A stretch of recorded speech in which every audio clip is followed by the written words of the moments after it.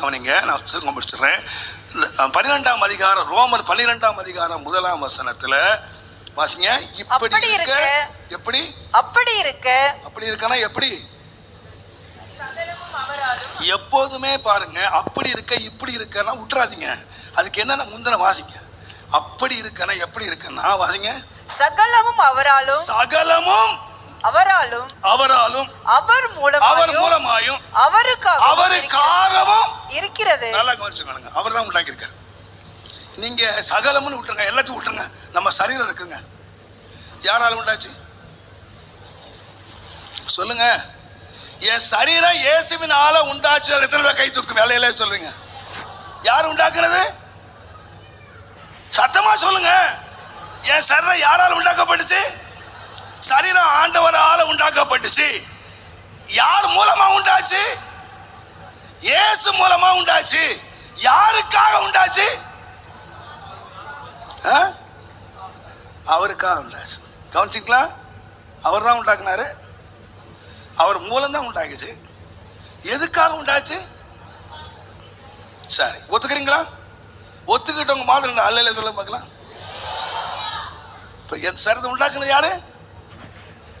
கர்த்தர் உண்டாக்குனாரு. உங்களுக்கு கோட்டிங் கொடுத்தது யாரு? நீ கருப்பா இருக்கணும், நீ வெள்ளையா இருக்கணும், நீ ப்ரௌனா இருக்கணும் அப்படின்னு கலர் கொடுத்தது யாரு? கர்த்தர் உண்டாக்குறது எல்லாம் எப்படி இருக்கு? கருப்பா இருக்கிறதுனால கீழே இல்லை, வெள்ளையா இருக்கிறதுனால மேன்மையும் இல்லை. ஏன்னா உண்டாக்குறது கர்த்தர் அதுக்காக உண்டாக்குனார். நீங்க ஏன் மூஞ்சி தூக்கிட்டு கருப்பா பிறந்துட்டு கருப்பா? நீ பிறக்கல, உன்னை உண்டாக்குறது யாரு? நீ கருப்பா இருக்கிறதுனால கோச்சிக்காத, நீ வெள்ளையா இருக்கிறதுனால பீத்திக்காத.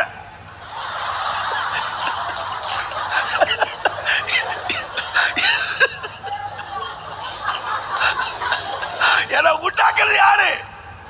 அவருக்காக உண்டாக்குனாரியா. நல்லா கவனிங்க. இப்ப சரீரம் யாருக்கு? நல்லா சிரிங்க, இந்த கொஞ்ச பேர் சிரிச்சுக்கீங்க, அப்புறம் தான் அழ போறீங்க. அவருக்காக உண்டாக்குனார். நல்லா கவனிங்க. சரி சார், அவர் தானே சொல்லுங்க. சரி, கல்யாணம் வரைக்கும் ஒரு பொண்ணு எப்படியோ கொடுக்குறான், எப்படியோ நடக்கிறான். இப்ப யாருக்காக ஒப்பு கொடுக்கணும் சர்றத? அவனுக்கு மட்டும். அதான வாழ்க்கை. இதுவரைக்கும் அவங்க சுயாதீனமா இருந்தாங்க, எப்படி வேணுமாலும் கொடுப்பாங்க, அவங்க ட்ரெஸ் போட்டு நடப்பாங்க, போடாம நடப்பாங்க, எப்படி நடக்கலாம், அது அவங்கள்ட்ட சுயாதீனம். ஆனா இப்போ என் சரீரம் யாருக்குரியது? அவருக்கு அது பிடிக்கும், எனக்கு பிடிக்காது. ஆனா அவருக்கு பிடிக்கும், அதனால இப்ப என்னத்தை மாத்திக்கிறீங்க? உங்க ட்ரெஸ் அவர்கிட்ட மாத்திக்கிறீங்க, உங்க தலையை அவர்கிட்ட மாத்திக்கிறீங்க, உங்க முடியை அவர்கிட்ட மாத்திக்கிறீங்க, என்னென்னமோ அவருக்காக மாத்திக்கிறீங்க. நல்லா கவனிங்க. இப்ப நீங்க உங்க சரணம் யாருக்கு? கத்துத்தானே, கத்துத்தானே. இப்ப நீங்க உடவு கொடுக்குறீங்க, யாருக்கு கொடுக்குறீங்க? யார் பார்க்கணும் கொடுக்குறீங்க? சொல்லுங்க. நான் சொல்றேன். இப்ப கட்டு வந்து தெரியுமா? இங்க சீவி விட்டுருக்கான்.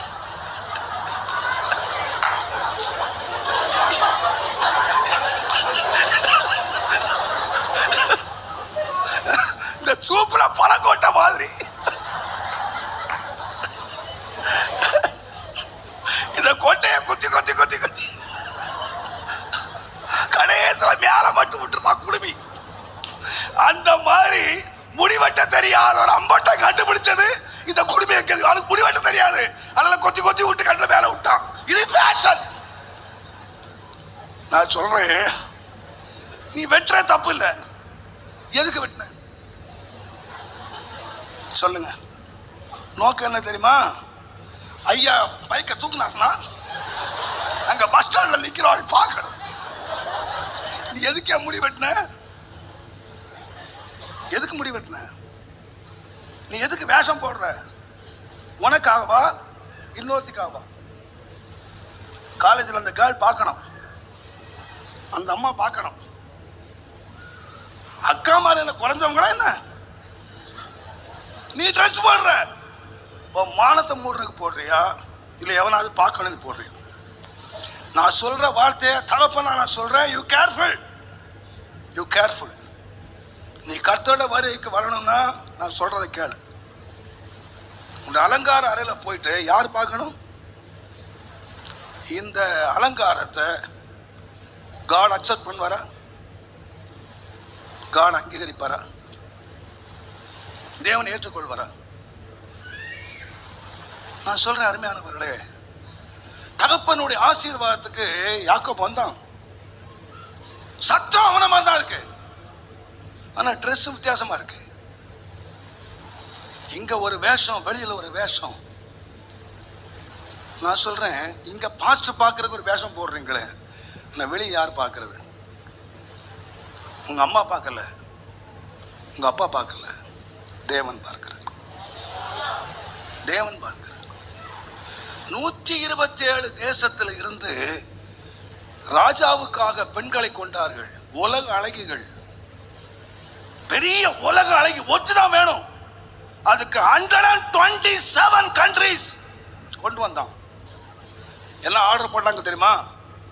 நீங்க எப்படி முடி வளர்க்கணுமோ வளர்த்துக்கலாம், எப்படி வெட்டணுமோ வெட்டிக்கலாம், என்ன புடவை கட்டணுமோ கட்டிக்கலாம். நீ கட்டிட்டு வரையோ கட்டாம வரையோ எப்படி வேணா இருந்துக்கலாம், உன் இஷ்டம். ஆனா அங்க ஒரு பொண்ணு இருந்தா. அவன் என்ன சொன்னா தெரியுமா? அந்த அரண்மனையில ஏகாயின்னு ஒரு ஆம்பளை இருந்தான். அவன் என்ன சொன்னானோ அதை எப்படி செய்ய. கட்டினது யார் தெரியுமா? பொம்பளை. கட்ட சொன்னது யாருன்னா ஆம்பளை. அந்த ஆம்பளை தான் சொன்னான், அம்மா இந்த ட்ரெஸ் அவருக்கு பிடிக்காதுமா, இந்த மாதிரி நடக்கிறது அவருக்கு பிடிக்காதுமா. அவ உடனே என்ன பண்ண தெரியுமா? யோ உனக்கு என்னையா தெரியும் என் ரசனை? இப்போ சில சொல்கிறாங்களே, பாஸ்ட்டுக்கு வயசாகி போச்சு, பாஸ்ட்டுக்கு இப்போ உள்ள புது ஃபேஷன்லாம் தெரியல, ஒன்றும் அவருக்கு விளங்கல்ல, சீக்கிரம் போயிட்டாருன்னா அடுத்தது வந்தாலும் பார்க்கலான்ற மாதிரி காத்திருக்காங்க. இப்போ ஃபேஷன் உலகத்துக்கு. நான் சொல்கிறேன், உங்களுக்கு அன்பாக சொல்கிறேன், தாழ்மையாக சொல்கிறேன்.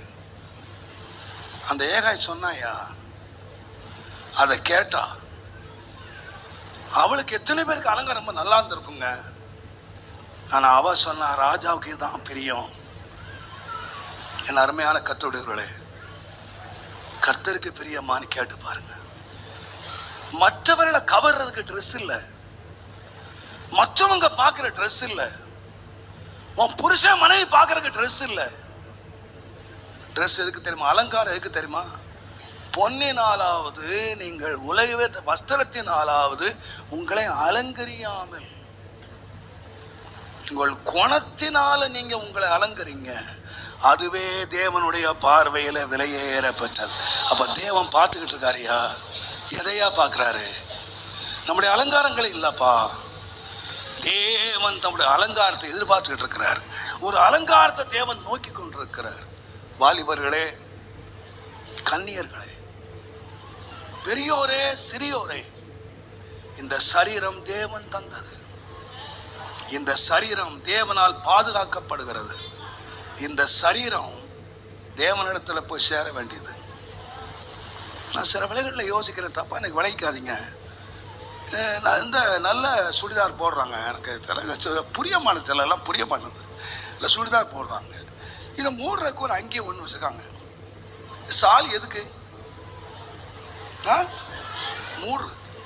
ஆனால் இன்னைக்கு நிறைய சால் எப்படி போடுறாங்கன்னா, இந்த கட்சிக்காரன் போடுற மாதிரி துண்டு.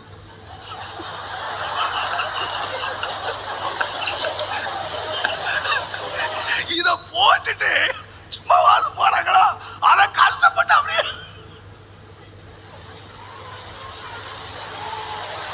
என்னங்க இது? துண்டை போட்டு தூக்கி பிடிச்சிக்கிட்டே போற, அதை விட தூக்கி வீட்டில் போட்டு போறது தானே. எதுக்கு வேஷம் போடுறீங்க? எதுக்கு தூக்கி பிடிச்சிக்கிறீங்க? சிஸ்டர், நான் சொல்ற வருத்தமா இருக்கும், பிள்ளைகளே வருத்தமா இருக்கும். பாஸ்டர் என்னமோ கோவப்படுறாங்க. நான் கோவப்படவில்லை. என் இருதயத்தினுடைய ஆதங்கத்தை நான் பேசுறேன். உன்னை ஒருத்தனையால இழந்துடக்கூடாது, ஒரு வாலிபனை இழந்துடக்கூடாது, ஒரு கன்னிகை நான் இழந்துடக்கூடாது, என் ஆலயத்துக்குள்ள வந்த ஒரு பிள்ளைய நான் இழந்துடக்கூடாது. அந்த வேதனையோட தானே பேசுறேன். நீயும் வரணும், நான் அங்க வந்து நிக்கணும். நாளைக்கு எஸ்தர் சொல்லுவா, இந்த புதுசு இடிச்சுக்கு பாருங்க, எஸ்தர் சொல்லுவா, நான் வந்து எப்படி இந்த அகாசுவருக்கு மனைவி ஆனேன் தெரியுமா? எனக்கு கிடைச்ச ஏகாய்க்காக நான் நன்றி சொல்றேன்.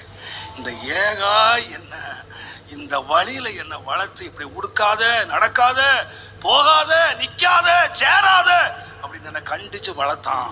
அதனுடைய முடிவு தான் நான் ராஜாவுக்கு மனைவியா வந்து நிக்கிறேன்.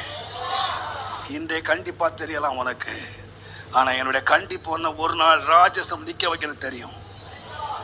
ஆகையினால வாலிபர்களே, கோலம் போடாதீங்க, வேஷம் போடாதீங்க, அடுத்தவங்க பார்க்கணுங்கிறதுக்காக போடாதீங்க. கர்த்தர் உன்னை பார்க்கணும். உன்னை எல்லா இடங்களிலும் கர்த்தர் ஒருத்தர் இருக்கார். அவர் உன்னை பார்த்து ரசிக்கணும், அவர் உன்னை பார்த்து உன்னை நேசிக்கணும், அவருடைய அழகை ரசிக்கணும்.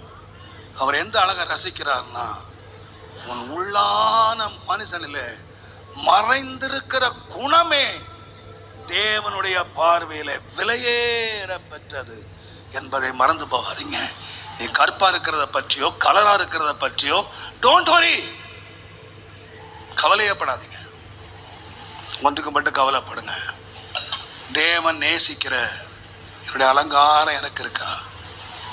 நான் சொல்லுவேன், கவர்ச்சிகளை விலக்குங்கள், மற்றவர்களுக்காக வாழுகிறதை விலக்குங்கள், மற்றவர்களுக்கு அலங்கரிக்கிறதை விலக்குங்கள். கர்த்தருக்காக. என் சரீரம் யாருக்காக உண்டாக்கப்பட்டது? கர்த்தருக்காக. யார் உண்டாக்கினது? கர்த்தர்.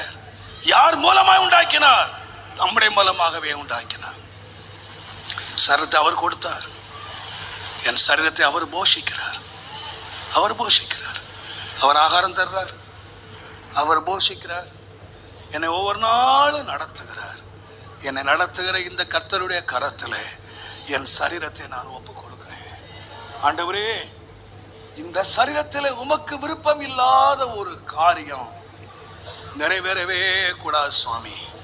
இந்த சரீரத்தை நான் ஒப்பு கொடுக்கிறேன் என்று சொல்லி எத்தனை பேர் இந்த சரீரத்தை பலியாக ஒப்பு கொடுக்கிறார்களோ? பலின்னு சொன்னா நான் சொல்றேன், அதற்கு விருப்பம் இல்லை. அந்த ஆட்டுக்கு சாகணும்னு விருப்பமா? இல்லை. ஆனா தன்னை பலியாக ஒப்பு கொடுக்குது, தேவனுக்கு முன்பாக ஒப்பு கொடுக்குது.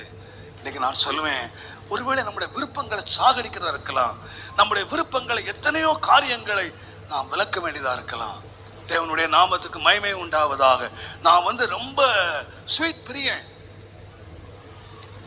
அதிகமாக ஸ்வீட் சாப்பிட்றவன். ஆனா நான் ஸ்வீட்டை இப்போ ஒதுக்கி வச்சிருக்கேன், விட்டு வச்சிருக்கேன். ஏன்? அதை சாப்பிட்டா நீ புசிக்கிற நாளிலே சாகவே சாவாய்.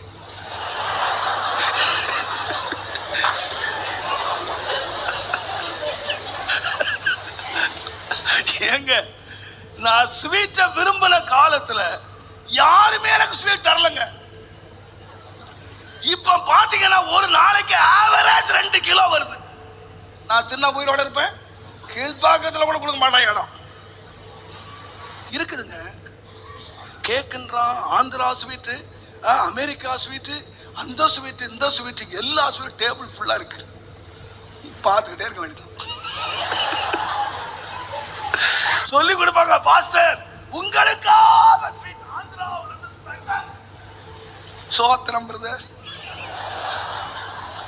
எங்க ஒய்ஃப் பார்ப்பாங்க, சிலர் கொண்டுருவாங்க, பாஸ்டர் நான் திருநெல்வேலி போனேன், திருநெல்வேலி அல்வா நீங்க நல்லா சாப்பிடுவீங்கன்னு தெரியும், அதனால வாங்கிட்டு வந்தேன், வாங்கி வச்சுக்குவேன்.